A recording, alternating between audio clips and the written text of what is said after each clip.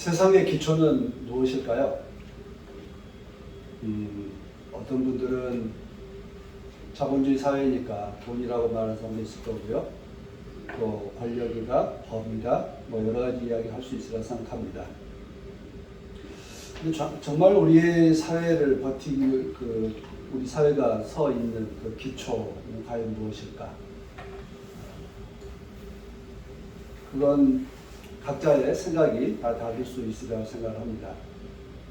근데 저는 최근 우리 사회, 우리 이 나라가 서 있는 건 근본적으로 스스로 자존하고자 하는 누군가에 예속되지 않는 자주하고자 하는 국가이고 또 전쟁하지 않는 평화의 국가라고 생각합니다. 그런데 우리 사회의 기초가 지금 흔들리고 있다. 흔들고 있는 자들이 있고 부하 내동하는 자들이 있습니다. 대표적인 인물이 윤석열과 김정은입니다. 서로 다른 맥락이지만 전쟁과 분단을 부추기고 있습니다. 그리고 외세에 의존하는 삶을 만들어 가려고 하고 있습니다. 권력을 이용해서 나라와 민족을 또다시 분열시키고 전쟁의 위기를 고조시키고 있는 현실에 서 있습니다. 우리는 공존과 평화의 나라를 향해 가야 합니다. 남과 북은 서로 협력해서 살아가야만 합니다. 현재의 분단 상태는 영원하지도 않고 또 반드시 없어져야 될 해악입니다. 평화를 이루지 못한 과도기의 상태라고 하는 것입니다.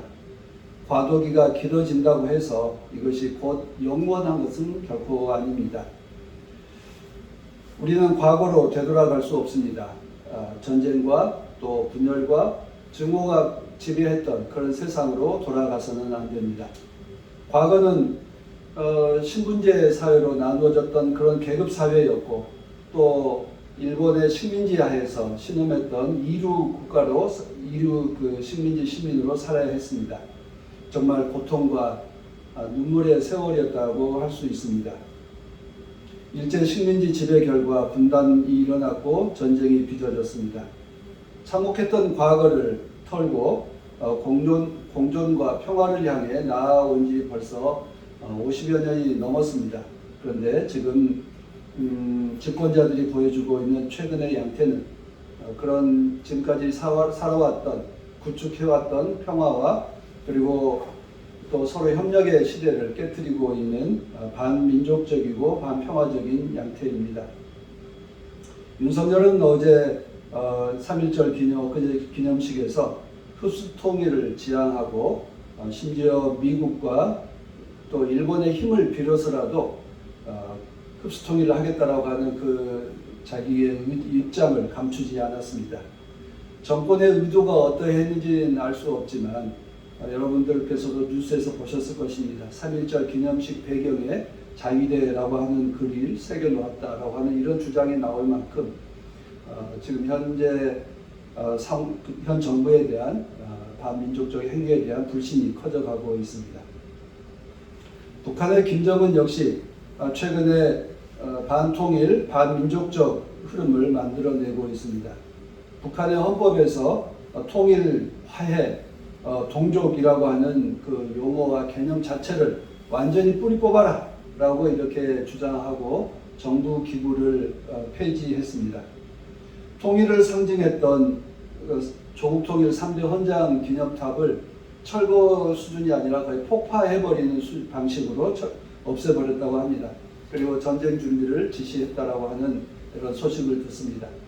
윤석열의 반통일, 반민족 정책이나 김정은의 반통일, 반민족적 정책은 서로 출발점은 다르다 할지라도 동일한 결과를 만들어내고 있습니다. 더 큰 문제는 우리 사회가 이런 문제에 대해서 분노하지 않고 있다는 점입니다. 오히려 거기에 동조하는 세력들이 더 커져가고 있습니다. 거짓으로 가득 채워진 건국전쟁이라고 하는 이 해괴한 영화가 관객 수가 100만이 넘었다고 합니다. 분열과 전쟁을 외치는 극우주의자들이 준동하고 있는, 그래서 나라를 3.1절 기념식에서 제창했던 독립과 자존과 평화의 이 기본 가치를 허물어뜨리고 있는 이런 현실 앞에서 정말 우리의 기초는 무엇일까라고 하는 것을 되묻지 않을 수 없습니다. 총선만 잘 이기면 해결될 수 있는 단순한 흐름은 결코 아닌 것 같습니다. 분열과 전쟁의 뿌리, 분노의 뿌리, 이런 것을 우리가 잘 살펴봐야 합니다. 파괴하지 않으면, 뿌리를 뽑지 않으면 우리는 그 위에 거짓된 건물을 지을 뿐입니다. 우리의 뿌리에 대해서, 우리의 기초에 대해서 무엇이 있는지 돌아보아야 할 때가 아닌가 싶습니다. 흔들리면서 또 전망이 보이지 않을 때 우리는 우리 삶의 기초에 대해서 다시 되돌아보게 됩니다. 원론적 질문은 그런 점에서 힘이 있습니다. 나의 기초는 무엇인가? 나는 무엇을 지향하고 살고 있는가? 이 나라의 기초는 무엇인가? 또 교회는 무엇인가라고 하니 원론적인 물음들이 우리에게 다시 돌아와서 묻게 하고 그 원론적 질문이 우리를 방향을 새로 설정하고 나아갈 수 있는 힘을 만들어 줍니다. 원칙에 충실할 때 변화도 가능하고 또 원칙에 충실할 때 미래를 향해 도약할 수 있습니다. 여러분들은 우리의 삶의 기초는 무엇이라고 생각하십니까? 예수 그리스도께서 몸으로 일깨워 주신 사랑과 헌신이라고 저는 믿습니다. 하나님을 사랑하고 이웃을 사랑하는 사랑의 삶이 세상의 기초입니다. 오늘 출애굽기의 그 10계명의 일부를 상반부를 읽어드렸습니다. 십자가 그 10계명은 실제로 구약 이스라엘 사람들의 구약 시대의 삶의 기초이고 어느 시대에도 마땅하게 신앙인으로서 갖춰가야 될 기본적인 삶의 방식입니다. 때로는 어리석어 보이고 무능해 보일지라도 또 너무 답답해 보인다 할지라도 원칙에 충실한 삶을 살아갈 때 아마 우리는 새로운 삶을 더 힘있게 살아갈 수 있으라고 믿습니다. 오늘 십자가의 사랑과 손해보는 것 같은 그 십자가에 대한 이야기에 대해서 바울 사도가 설명해 주신 고린도 전서의 말씀입니다. 어리석은 사람들, 손해보는 일에 대해서 감내하고 그 길을 가는 사람들에 의해서 우리 기독교는 세워져 왔고 또 기독교가 가르쳐왔던 사랑과 헌신이라고 하는 이 가치 위에 가치야말로 인류를 세울 수 있는 튼튼한 반석이라고 우리는 믿고 있습니다. 어리석은 사람들, 기초에 충실하려 한 사람들에 의해서 세상은 바른 길을 갈 수 있고 또 바른 길을 회복할 수 있습니다. 어리석은 삶을 살았던 가장 대표적인 인물이 바로 예수 그리스도라고 우리는 믿습니다. 어리석은 삶을 살아갔던 그 예수를 따르는 사람들이 그리스도인들이고 오늘 우리들도 그 대열에 서 있습니다. 우리가 얼마나 어리석을 수 있을까? 우리가 얼마나 우직하게 살아갈 수 있을까? 우리가 기초에 충실한 삶을 살아갈 수 있을까? 하는 물음이 우리 앞에 서 있습니다. 오늘 읽은 성전 정화에 대한 본문 말씀은 4개 복음서 모두에 실려 있습니다. 그런데 요한복음은 특이한 점이 있습니다. 어떤 점이냐면 마태, 마가, 누가는 이 성전 정화 사건을 고난 주간에 있는 십자가의 죽음 직전에 있었던 사건으로 전하고 있습니다. 그러나 요한복음만은 이것을 예수님께서 공생애를 시작하셨던 첫 사건으로 이 말씀을 전하고 있습니다.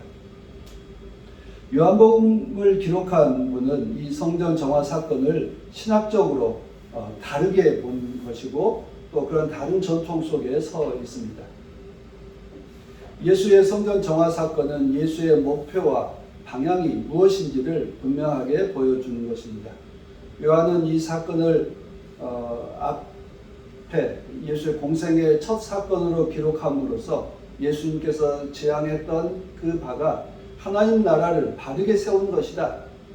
잘못된 것을 바르게 흔들어서 잡고 앞으로 출발하는 것이다라고 하는 걸 우리들에게 보여주고 있습니다.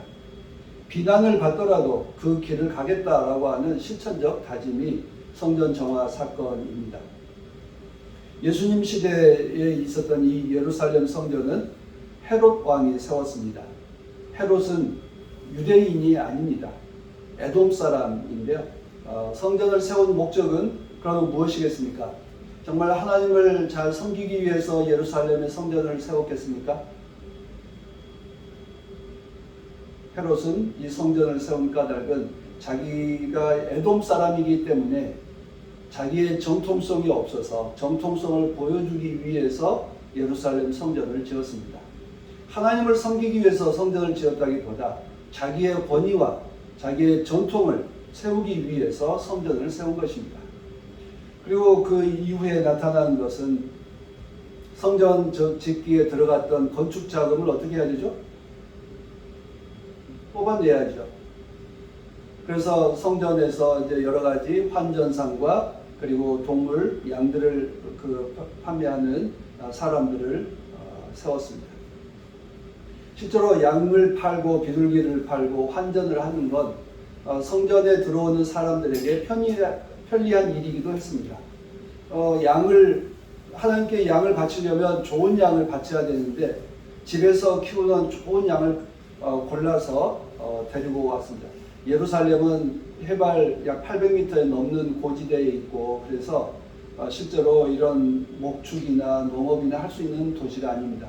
그러니까 전부 다 저 아래 평야에 살고 있는 사람들이 이제 양을 가지고 비둘기를 가지고 올라오는데 그러면 그 먼 길을 오는 동안 양들은 지쳤고 또 다치기도 하고 또 데리고 오는 사람도 힘들고요. 그래서 가장 좋은 방법은 뭐겠어요? 예루살렘에서 사는 거죠. 그래서 성전에서 좋은 양을 제공하고 돈을 내고 했습니다. 근데 이 돈도 성전에서만 사용하는 돈, 밖에서 사용하는 돈, 이게 달랐기 때문에 그것을 환전해주는 환전상이 필요했습니다. 결국 예루살렘 성전을 오는 사람들을 위해서 양을 파는 사람, 환전하는 사람이 필요했지만 결국 상인들이 들어오면 그리고 또 헤롯의 목표에 의해서 그러면 여기에 이윤을 노리는 사람들이 생기기 마련이죠. 그래서 양들도 비싸게, 환전도 비싸게 하게 되어서 실제로 성전에 오는 사람들을 거의 수탈하는 구조를 만들어낸 것입니다. 신앙을 빌미로 해서 하나님을 섬기고자 하는 그 열망을 빌미 삼아서 결국 돈 버는 구조로 만들어낸 것입니다. 예수님께서도 이 성전을 보면서 아마 그것을 분명하게 직시했고 그래서 그런 것을 혁파하려고 했습니다. 그런데 제자들과 그 사람들이 선전할 때 뭘 보였겠어요? 제자들은 주로 뭘 보았을까요? 누가복음에 보면 정말 웅장하고 아름답습니다. 외벽의 외면만 보다가 결국 그 내면에 돌아가고 있는 것을 다 놓치고 있었던 것입니다. 실제로 헤롯이 지은 성전은 얼마나 아름다웠는지 바깥에는 그 대리석으로 또 황금으로 외장을 만들었기 때문에 햇볕에 받으면 그렇게 멋있었다고 요세푸스가 전하고 있습니다. 그런데 또 넓이가 얼마만큼 넓으냐면 미식 축구장보다 좀 더 넓은 게 미식 축구장이죠. 그것에 25개 정도 들어갈 정도로 넓었다고 합니다. 그러니까 어마어마한 규모였고 그 어마어마한 돈이 들어간 것입니다. 그러니까 그걸 뽑아내기 위해서 온갖 수탈 구조를 만들어냈습니다. 그런데 이게 헤롯이 주전 20년경부터 건축을 시작해서 40년이 걸렸어요. 지금 예수님께서 지으신 봤을 때. 그리고 최종 완공된 건 AD 63년이라고 그럽니다. 그러니까 약 80여 년 정도 지어서 썼지만 AD 70년에 로마 군대에 의해서 불타고 파괴되었습니다. 그러니까 고작 몇 년 썼어요? 7년 썼어요. 7년 쓴 것 치고 너무나 많은 비용이 들어가 있는 가장 잘못된 건물 중에 하나였습니다. 왜 그렇습니까? 이 건물의 기초가 뭐였어요? 돌이 아니라 헤롯의 정치적인 음모와 그리고 자기의 권위를 세우고자 했었던 것이 그 건물의 기초였기 때문입니다. 오늘 본문은 주님께서 성전에 오셔서 성전을 정화하는 내용입니다. 그래서 성전은 하나님의 나라의 상징이 되어야 되고 하나님을 섬기는 기쁨의 장소가 되어야 하는데 거기에 헤롯의 정치적인 욕구와 그리고 그것을 수탈해내기 위한 경제적 수탈 구조가 했기 때문에 그 성전은 실제로 전혀 믿음과는 상관없는 왜곡된 잘못된 건물이 되고 말았습니다. 하나님의 집은 기도하는 곳이고 하나님께서 응답하신 곳이 하나님의 백성을 만나는 곳이어야 되는데 돈을 만나는 곳, 돈을 교환되는 곳이 되고 말았습니다. 거룩한 하나님의 집이 장사하는 집이 되고 말았다라고 하는 주님의 그 규탄이 그런 점에서 우리들에게 우리의 삶의 기초가 무엇인지 또 현재 우리가 무엇을 하고 있는지에 대해서 돌아보게 하는 대목입니다.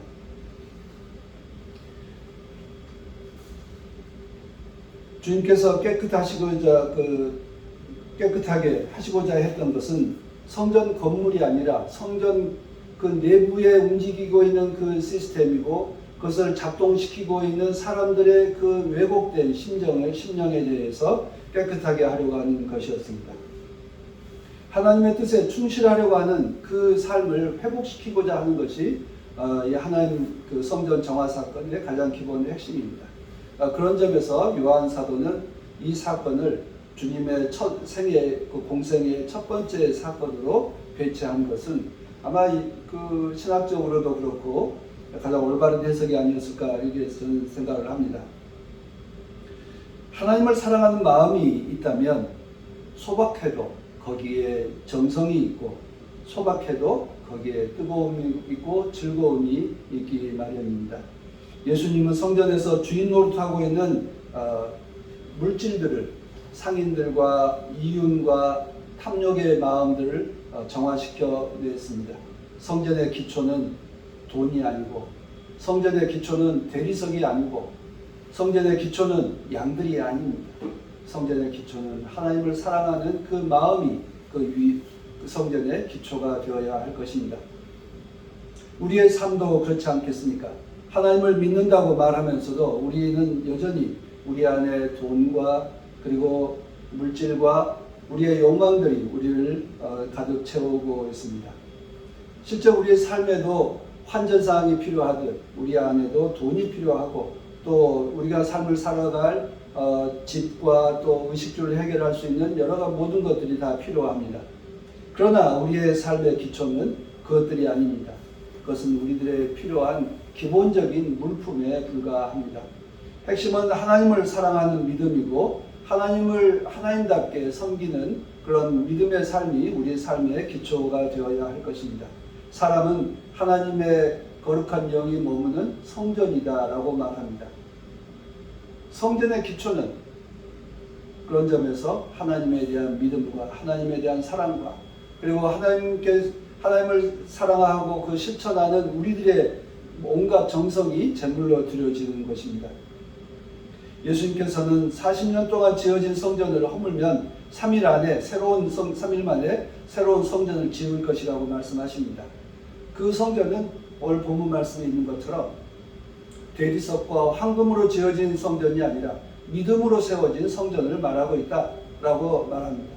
우리의 삶이 물품으로 가득 채워질 것이 아니라 하나님에 대한 믿음과 하나님에 대한 사랑과 또 그리고 실천하고자 하는 우리의 다짐으로 채워지는 복된 삶이 되기를 바랍니다. 기독교는 십자가 위에 세워져 있습니다. 로마 시대의 가장 잔혹한 사형 도구가 십자가입니다. 우리는 그것을 수차 듣고 있습니다. 그런데 지금은 십자가는 부활의 상징이 되었고 승리의 상징이 되어 있습니다. 결국 십자가에 대한 동일한 십자가이지만 생각이 달라졌고 그리고 삶이 고백이 달라졌기 때문에 십자가의 의미는 완전히 달라지게 되었습니다. 유대인들은 십자가를 통해서 치욕을 보았고 무능을 보았다고 한다면 헬라 사람들은 어리석음을 보았다 이렇게 지혜 없는 어리석음을 보았다고 되어 있습니다. 유대인들에게 그리고 로마 사람들에게 당시 그 시대 사람들에게 십자가는 죄의 상징이고 또 치욕과 잔혹함의 상징이었습니다.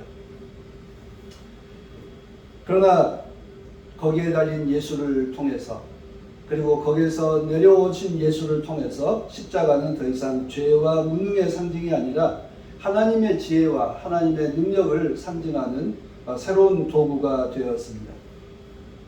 그런 점에서 우리가 십자가를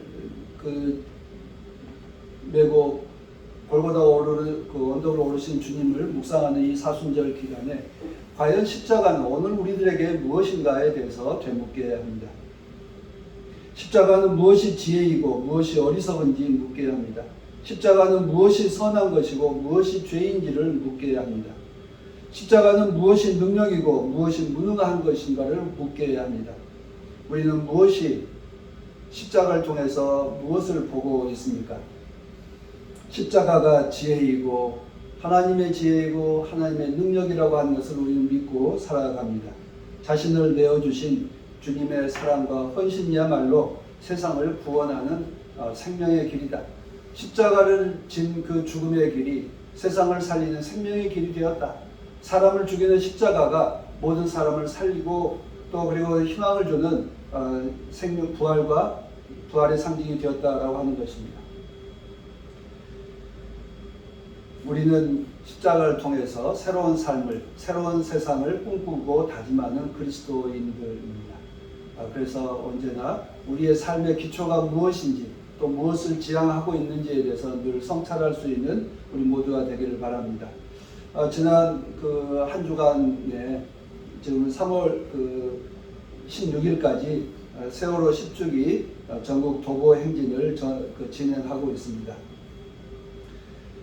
세월호 10주기를 앞두고 재난 참사의 고통을 전하기 위해서 도보 행진을 하고 있는데요. 지난번 진도 팽목에서 시작해서 지금 걷고 있습니다. 제가 첫날과 둘째 날을 함께 걸었는데요. 팽목에서 진도까지 오는 길은 허벌판이에요. 사람 사는 동네는 한 두세 군데밖에 없고 그냥 허벌판을 걷습니다. 처음에는 애초에 서울에서 계획할 때는 사람이 사는 도시에서 걷고 허벌판은 차량으로 이동한다 이렇게 생각을 했는데요. 실제로 실행을 하다 보니까 어디서 끝내야 될지는 모르겠더라고요. 그래서 그냥 팽목에서부터 진도까지 걸었어요.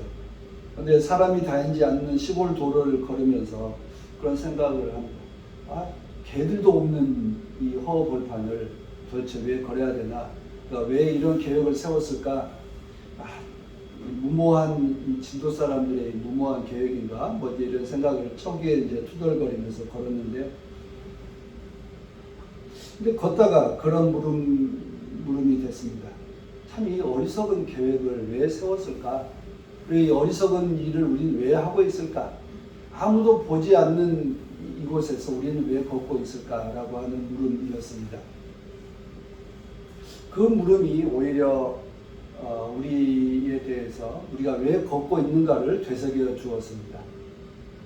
누구에게 보여주기 위해서 걷는 걸음이 아니라 우리가 스스로 재난 참사를 반복하지 않는 사회를 만드는 일을 하겠다. 그리고 진상 규명하는 일을 우리가 하겠다라고 하는 우리의 다짐을 새롭게 하는 그런 점에서 어리석은 일이었지만 오히려 우리에게 지혜를 또 우리의 뜻을 다시 되살려주는 그런 걸음이었습니다. 우리도 다른 사람에게 보여주기 위한 신앙이 아니라 또 다른 사람들에게 가르치기 위한 신앙이 아니라 내 자신을 바르게 세워가고 우리의 삶이 바른 방향으로 나아가기 위해서는 무엇을 해야 될까? 어리석어 보이지만 그것이 우리를 지혜롭게 하는 것이고 무능해 보이고 어리석어 보이지만 그것이 우리를 힘있게 하는 것이다 라고 하는 점을 다시 한번 기억할 수 있기를 바랍니다. 십자가에 달린 그리스도의 어리석음이 우리의 능력이요 지혜입니다. 우리 한 사람 한 사람이 하나님의 거룩한 영이 들어와 계시는 성전임을 늘 기억하시기를 바랍니다. 우리는 거룩한 존재이고 또 아름다운 존재이고 지혜로운 존재입니다. 우리를 무너지지 않는 성전으로 세우는 힘은 어리석게 보이는 예수 그리스도가 우리 삶의 기초이고 그 기초 위에 서 있을 때 우리가 바른 삶을 살아갈 수 있습니다. 우리가 서워져 있는 이 사회에 교회는 과연 어디에 기초해 있을까? 전쟁, 분노, 또 그리고 분열의 힘이 아니라 평화롭고 자유롭고 그리고 서로 존중하는 그런 사회 위에 세워져 있을 때, 또 그런 사회를 향해 나아갈 때 우리 모두가 행복하고 복된 삶을 살아갈 수 있으리라 믿습니다. 우리 교회가 그 새로운 평화를 위해서, 자유를 위해서 앞서 나가는 주님을 따라 함께 살아가는 그런 복된 교회가 되기를 바랍니다. 하나님께서 우리와 함께 하시고 하나님께서 우리에게 어리석음을 지혜로, 무능을 능력으로 바꾸어 주실 줄 믿습니다. 하나님께서 우리와 늘 함께 하시게 되기를 간절히 소망합니다. 기도합시다.